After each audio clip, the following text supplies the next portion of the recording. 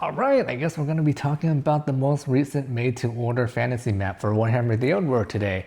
Imperial Calendar, whoop, wrong side. Imperial Calendar 2278, the setting for Warhammer the Old World, and I guess this is the current completed map for the game so far. My first purchase for a fantasy map that didn't come from the back of a Dungeons & Dragons campaign book. Hopefully Games Workshop has better paper quality than Wizard of the Coast, because my goodness, those Dungeons & Dragons books, the maps in the back, if you tear them out incorrectly, oh my goodness, the map basically rips.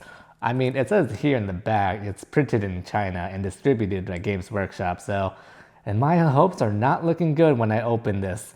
But oh well, I mean, my hopes were already low from Dungeons and Dragons, so I mean, those books have great lore content, but the maps, not so much. I love collecting them, but my goodness, do I have to protect them with my life. I'm actually surprised by how tiny this packaging is, because my goodness, I thought I was expecting some type of like tube or some type of roll up, but no, it's actually pretty small, and it's, the paper is all folded. I can see through the gap here. When I compare it to a Games Workshop meeting like Dante from the Blood Angels here, it's not actually that big. It's pretty tiny. You can like put 3 Dantes up here, almost 3 Dantes, and that'll be the actual size. So that's a little disappointing. And because I can see that the map is folded through the gaps here, my hopes for high quality paper or whatever they made this with is not looking high so far. It's like, man, I wish I didn't get a foldable map, but then again, this cost me $33.50, so I mean, it didn't hit the $50 mark, so I'm happy about that. But then again, with inflation, $33.50, yeah, I'm not really expecting much here, but I'm happy to open this up and show everyone. I still haven't learned how to play the tabletop game yet.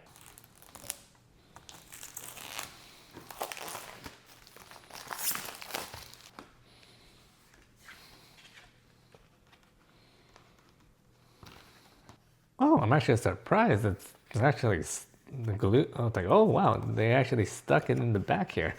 Okay, I finally managed to unseal it and pin it down. Here's the full map for the Old World Warhammer Fantasy tabletop game. Alright, looks so good so far. Unfortunately, based off my unsealing or unpackaging experience, the paper is cheap. It is really rippable, as you can probably see from that little glued edge on the top left over there. So that is a little bit sad.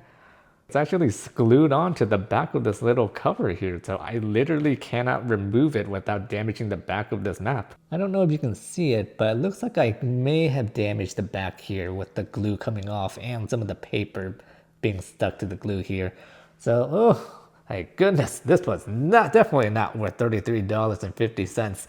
With this much glue on here, definitely not. I'm actually surprised by how large this map is when it's fully uncovered.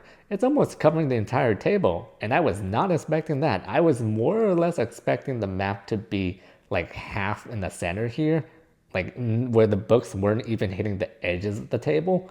So color me surprised and very impressed by the size.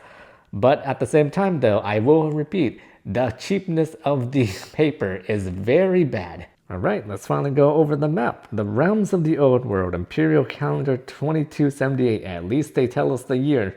So, that little corner has been fixed. Okay, we got Magrita. I don't know really much about them. I want to say this is going to be... the Blighted Marshes. But at the same time, though, that is where Undercity is. That's where the main Skaven location is. Which I am disappointed you don't get Skavenblight here. Like, this is technically where Skavenblight is, but I mean, they're not really a faction in the game now, so I guess hopefully in the future we might be able to get a better map with Skavenblight here if they add the Skaven in.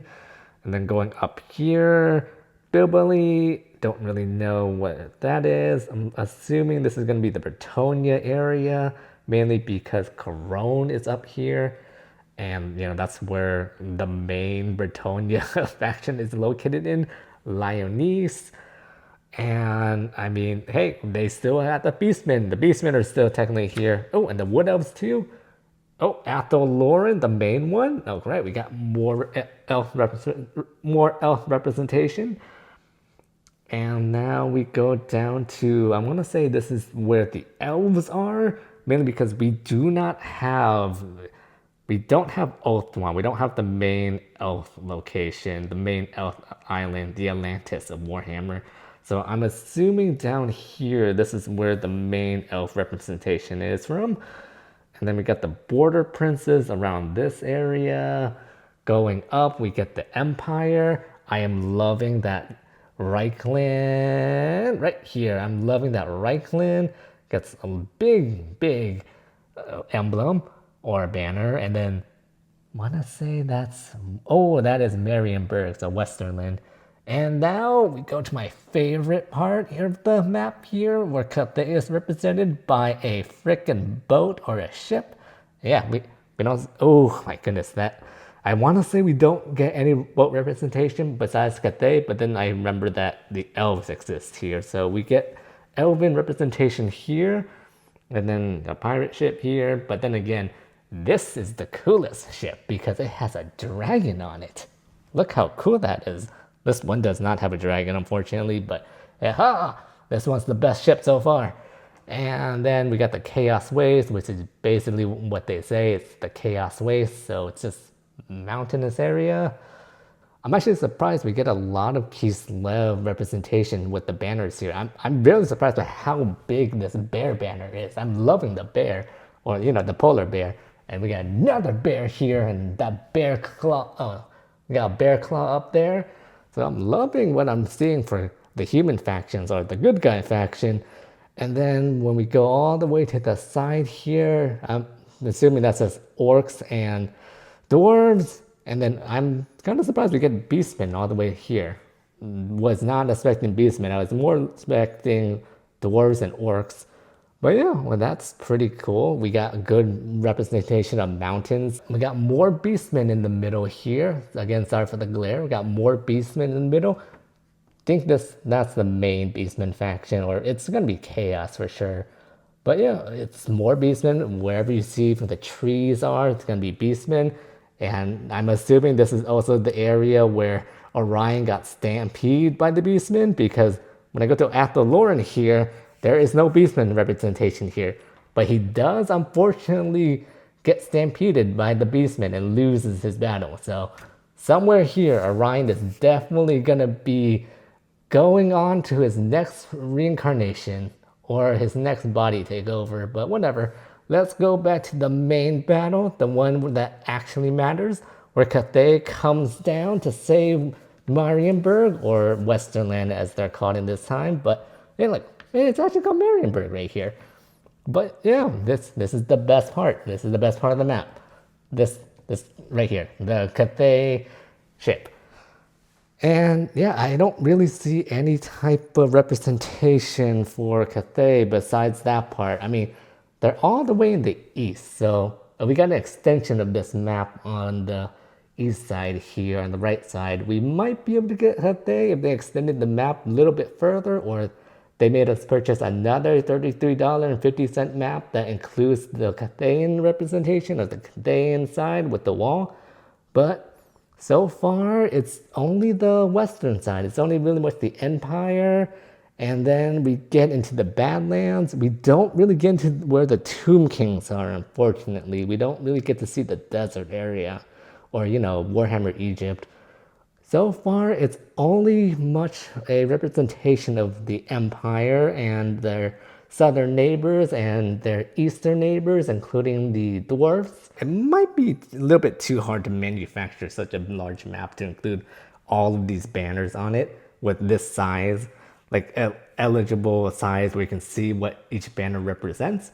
So that might be a problem why they only produce this map so far, because I know the map on the website, the Warhammer community website for the old world, that map represents a lot of the factions in the south.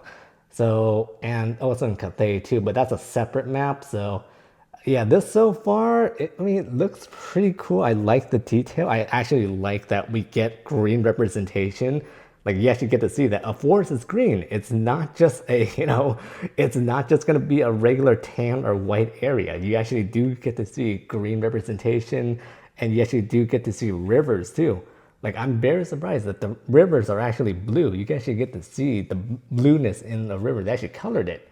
It's not just going to be a black line here where the ocean is going to go into make a river and it's just going to be like a regular black line. And I'm like, no, that's actually pretty cool. And you get roads too, like the little tiny, oh, that's, I mean, you get like tiny roads here, but I'm kind of surprised like they actually put the effort to put in type of like black dots that represent the roads.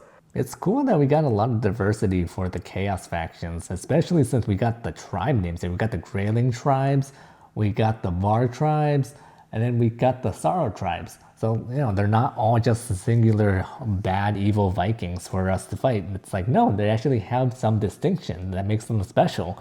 I am kind of disappointed that they kind of just used the same symbol to represent the tribes. I mean, this symbol is different with the Varg. It doesn't have the inner circle, but at the same time, though, it's like the outside's still the same. It's still a circle. Not to mention, it's like this one basically is indistinguishable from this one. So there is that to it where they try to make them unique. Where, you know, it's like Norska, it's like Chaos Marauders. They try to make them unique, especially with the mountains here. But at the same time, though, they are just evil people in pyre armor. It's not that much. It's basically just Vikings coming down to invade the, you know, the rest of the world. So it's not that much, but I do appreciate the effort, though. So, you know, if they make a new map with more distinctions between all the other factions, like, I'm all down for it. You thought I forgot about this boat here for Chaos, didn't you? No, I didn't forget. I just don't care about it because it's the worst boat on this map. This boat actually has plot relevance because I know for a fact that once this boat tries to invade Marienburg and tries to sack the Westerlands, Miao Ying and the Cathane factions are going to swoop in and save the day. And then they're going to have their final battle, and hopefully in the next codex, it's going to make it canon that this boat gets destroyed entirely. It is disappointing that we only get the north sign for the compass here. Instead of getting all 4 directions, we only get north. I mean, if they really want to put in the chaos bias because, you know, chaos is in the north and Norska is going to be a faction in the future, maybe that's why they only put the N here. But at the same time, though, it's like, I mean, the W would be more appropriate because it is in the western area. But then again, we are not really in Lustria, so I can kind of see a reason why they didn't put W here. And I know why they didn't put E because, you know, it's not in Cathay, it's not in that eastern area. And then south is mainly because we're not in Egypt here.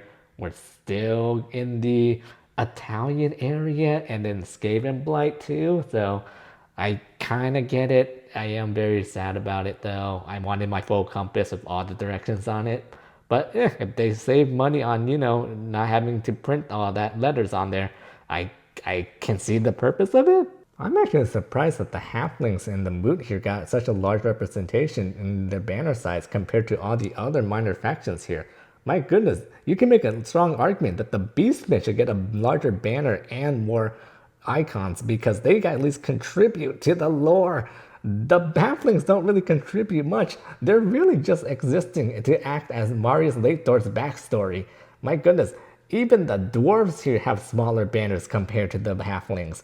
And they actually are important to the lore. They're the ancestor races. The halflings, we don't even know where they come from. At least we know where the beastmen sometimes come from. Like the halflings. No, Marius Laethor is basically why they exist. Maybe Marius Laethor did nothing wrong. It's a good looking map so far. It's not perfect though, especially compared to some of the other fantasy maps I've seen online. But for what you get for this overpriced $33.50 type of product from Games Workshop that's made to order, it's, you know, it's adequate. It's not something I return or like try to throw away or donate. So, you know, I'm gonna keep it in my room and gonna share with other people if they want to look at it. But it's not something I would bring out on occasions, and I definitely cannot really hang this up, especially with this little blender right here on the top left. The one upside of having this map glued down to this little cover here is that I at least know how to fold it up easily. I mean, I really wish I didn't have it, but oh well. So far, it's got, you know, it's very colorful. It's very informative. You know the lore. It's not that wordy, so you know it's something that's kind of, if you're really into the lore and you really like map making or, world building, it's something of interest, but, I'm not going to purchase it again. It is just something I was curious in, and it's just one of those things where, it looked cool online, but now that I got it, I'm like, the more I talk about it, the more second thoughts I have about, should I have actually purchased it? Is it something that's worth it now? Now that I'm continuing to talk about it, I'm like, oh no. The more I talk, the more I want to I don't want to look at it anymore. So yeah, hopefully you enjoyed this video, and maybe this interested you or disinterested you. Oh, from this view, from this view, it looks more like a notepad. Maybe I should write down what models I should want in the future. I'm still sticking with Cathay as my main faction though, because my god, the Rule 34 art for Miao Ying is amazing, and she is definitely an S tier waifu. My goodness, the purple dragon queen can definitely slay.